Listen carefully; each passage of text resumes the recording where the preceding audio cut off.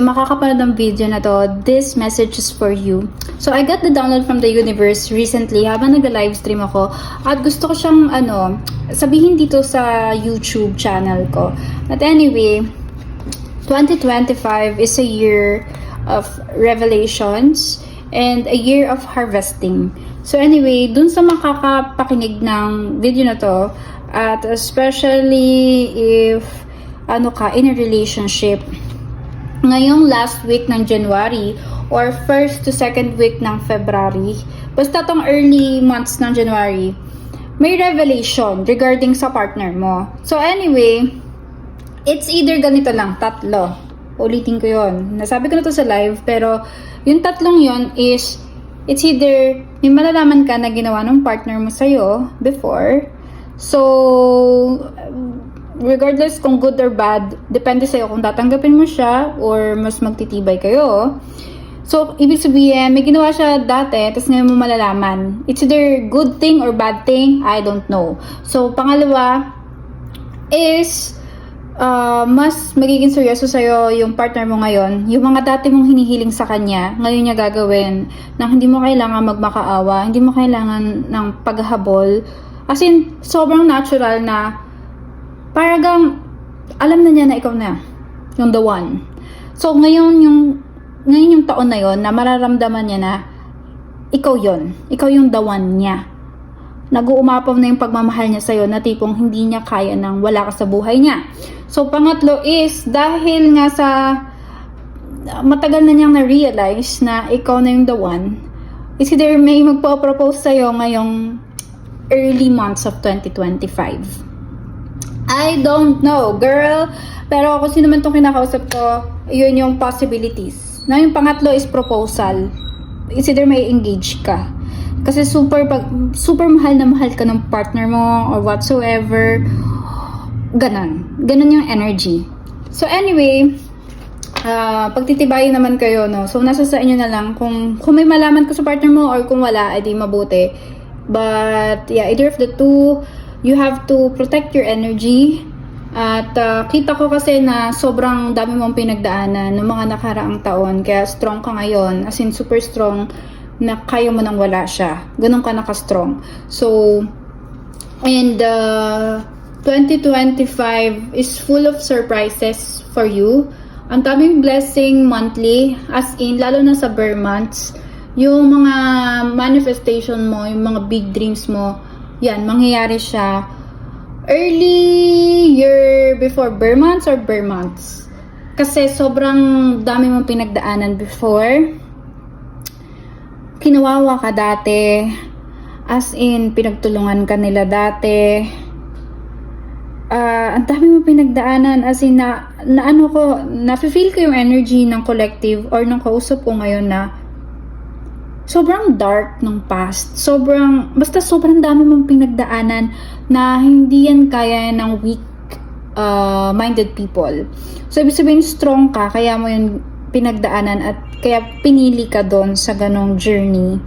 Pero anyway, sobrang bait mo. Yun yung nakikita ko, sobrang bait mo. Tulong ka ng tulong sa iba. Sobra ka ding magmahal. Sobrang bait, sobrang din mapagmahal, parang full package ka.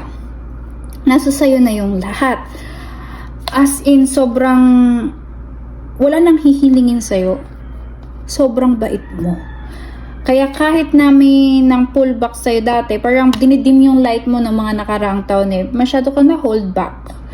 Nawala yung confidence mo sa sarili mo ng mga nakaraang taon. Tinago mo yung sarili mo sa public. May ganong energy, may ganong type of energy.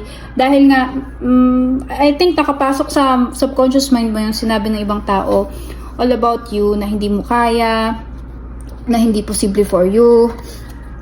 Parang, it's either na-hold back ka doon or nawalan ka ng lakas ng loob or nawalan ka ng confidence i-face yung mga dating gusto mo. So, hindi natupad mostly yung malalaki mong manifestation dati, yung mga gusto mong puntahan, gusto mong mabili, gusto mong mangyari. Kasi nga, mas nag-dominate yung energy ng ibang tao sa'yo, which is negative energy naman yung energy nila. So, ngayong taon, marireclaim mo yung sarili mo. Yeah, 2025 is the year of self-love. Ngayon mo marirealize na it's all about you, and the universe wants you to realize na ikaw naman this year, kasi masyado ka naging mabait, masyado ka naging matulungin. Ngayon, wag ka na daw masyadong tumulong kasi nagawa mo na yung part mo dati. So, yung itulong mo na lang daw ngayon sa sarili mo. I-spoil mo ngayon yung sarili mo, mag-invest ka ngayon sa sarili mo, mahalin mo yung sarili mo, lahat ibigay mo ngayon sa sarili mo kasi you deserve everything. Okay? Ang dami mo pinagdaanan as in nakakaiyak yung past mo. Hindi siya basta-basta na sobrang selfless mo, na mas inuna mo sila kahit may sabihin sila sa'yo, kahit napagtulungan ka nila, hindi ka gumante. Hindi ka nag-revenge. Mas pinili mo maging mabuting tao. So, I'm just so proud of you. At akala mo walang patutunguhan yung pagiging mabuting tao mo na hindi ka gumanti sa kanila. Sa lahat ng nang-api sa'yo, sa lahat ng nang-backstab sa'yo, sa lahat ng nanloko sa'yo, na nang-betray sa'yo, at kumawawa sa'yo. Mare, this is the year na ikaw naman. At dahil naging mabait ka at naging mabuti, like mabuti ka talagang tao, may rewards sa'yo si God. This 2025, sobrang dami niyang rewards. Kasi dati, di ba, akala mo, bakit ganun? Yung mga nang-api sa akin, yung mga pinagtulungan ako, bakit sila pa yung mas successful? Bakit parang ang saya nila? Well, guess what? 2025 is a year. It's the year of your winning season. It's the start of one of the greatest years of your life. Kasi nagtanim ka ng good karma ng mga nakaraang taon. At napakabuti mong tao. Nakikita ko na sobrang bait mo. Sobra kang mapagbigay. Yung pagmamahal mo nag-uumapaw para sa ibang tao. Sobra kang tumulong sa iba. At yung mga nakaraang taon, nakalimutan mo tulungan yung sarili mo. Ngayon, ang gusto ni universe or ni God is, ngayon mag-focus ka sa'yo. At bibigyan ka niya ng sobrang daming surprises sa upcoming months. Kasi ngayon mo ma-harvest yung good karma. So, ang dami mong achievements ngayong taon. Hindi lang small achievements, kung hindi big achievements. At dahil nga nagiging ka na or successful ka ngayong taon, or magiging successful, or it's either magiging or successful ka na. Dahil sobrang dami mong achievements, sobrang as in big manifestations. Yung maiiyak ka sa tuwa, tatalon ka sa tuwa, yun yung na-feel kong energy. Sobrang nasa ganong type of celebration na hindi ka makapaniwala na attract mo yun. At dahil doon, yung people from your past ay kukulitin ka.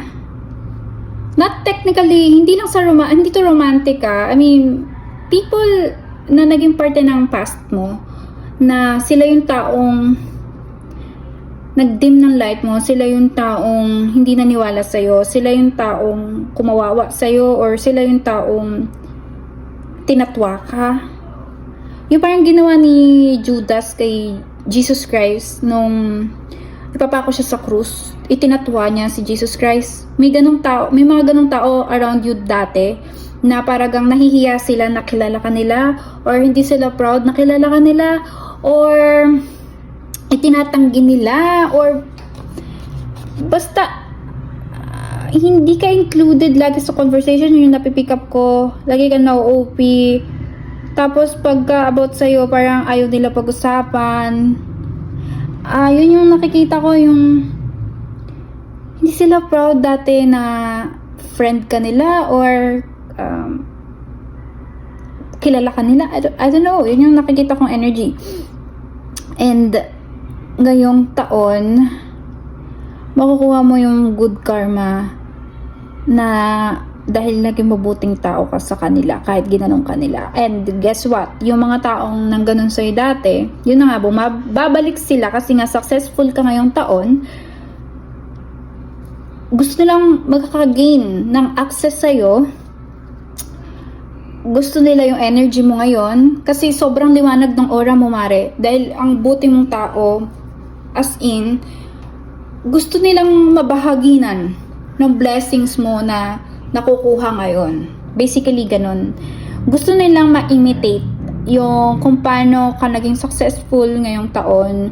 So, expect na pagka na-receive mo yung manifestation mo, ay may mga taong magta-try na gamitin ka. May mga taong magta-try na bumalik galing sa past. May mga taong itatry na makagain ng access ulit sa'yo. At maging matalino ka doon kasi hindi mo sila deserve. Naging mabuti kang tao kasi nung times na walang-wala ka, hindi ka nila pinapansin. Nung times na wala ka pa napapatunayan, parang hangin ka lang sa kanila. Parang, ay, sino ba tong tao? Parang, yung voice mo hindi nagmatter nung mga nakaraang taon. Masyado ka na-suppress, yung light mo na-suppress, at dahil doon, tinago mo yung sarili mo sa public.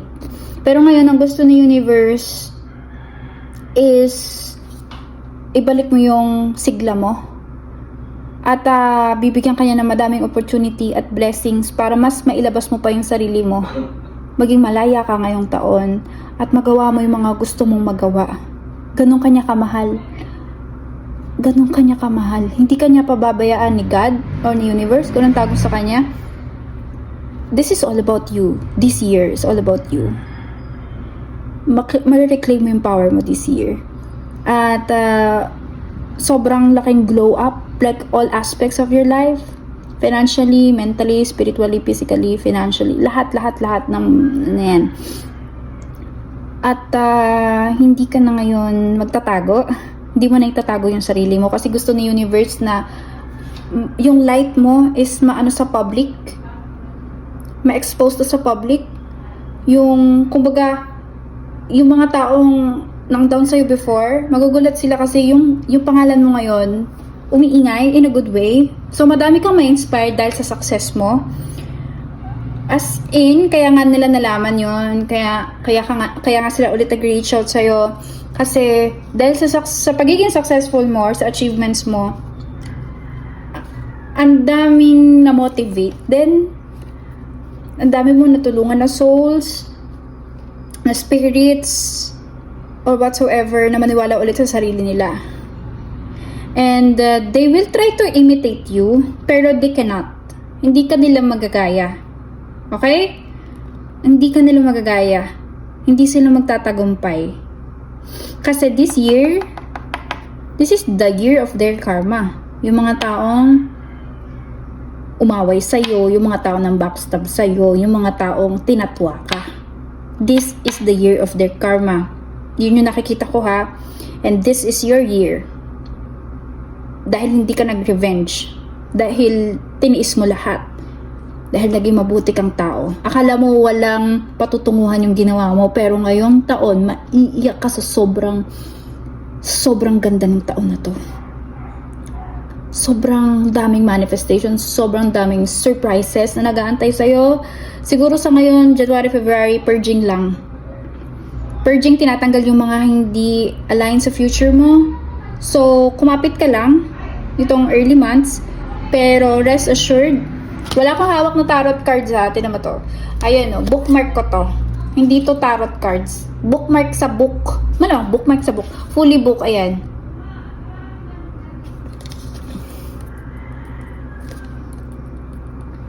I can see a cat. Black cats. Ayan, no? This is a confirmation from the universe. But anyway, may something with black cats. I don't know kung mayroon kang black cats or basta it's either mayroon kang black cats or makakakita ka ng black cats. Pagka nakakita ka, it means this is for you. So, I'm just so happy. I'm just so happy for you, for your success, and I'm so proud of you. You deserve everything. You have to reclaim your power. It's not too late. Sobra kang magiging glow up ngayon. At isa ko sa mga proud sa'yo. Sobrang proud ko sa'yo. And this time, ayaw ni Universe na maging sobrang bait ka. Gusto niya na maging matapang-tapang ka naman daw. So, kumbaga talagang upgrade ka na ngayon. Okay? Huwag mo nabigyan sila masyado ng access sa buhay mo because they will not matter anymore. They are people from the past, and that past is done and chapter is closed. You don't have to worry anymore. Hindi ka nila magagalaw because you're divinely protected. Huwag mo na i-dim yung light mo para sa kanila. This year, it's your time to shine, to be a star that you are talaga, like literal. Hindi nila madidim yung light mo kahit anong gawin nila ngayong taon. Hindi sila magtatagumpay because this is your year. You are divinely protected, and God will move mountains and everything just for you to realize your dream, just for you to conspire, no? Just for Him to conspire for your dream, sorry. So the universe will conspire. Ganun katindi. Yung mga tinanim mo dati, ngayon mo siya aanihin. Yung magaganda at doon sa mga nang-away sa'yo or whatsoever, mga nang-trade or ganyan nagpe-trade, ngayon na makukuha yung karma nila. And also, nakalimutan ko, I can also see that meron kang mga travels this year. It's either you're gonna move from your house or magiging OFW or titira ka sa ibang bansa ngayong taon. Basta ang dami mong travel, may movement, naglulong yung soul mo ng movement. So, yung mga hindi mo nagawa ng mga nakakaraang taon, magagawa mo ngayon.